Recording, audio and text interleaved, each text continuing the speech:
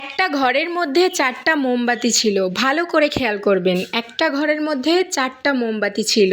তো 4টারই আলাদা আলাদা নাম ছিল। প্রথমটার নাম ছিল শান্তি, দ্বিতীয়টার নাম ছিল বিশ্বাস, আর তৃতীয়টার নাম ছিল ভালোবাসা, আর শেষেরটার নাম ছিল আশা।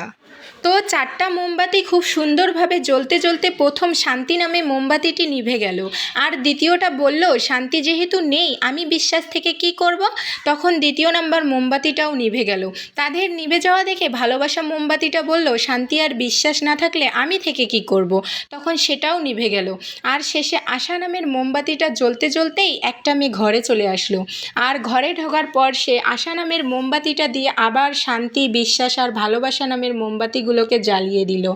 আর তারা আগের মতো আবার সুন্দরভাবে জ্বলতে শুরু করলো। তো এই গল্পটা থেকে আমরা বুঝলাম যে কোনো কাজে আশা থাকাটা কতটা জরুরি।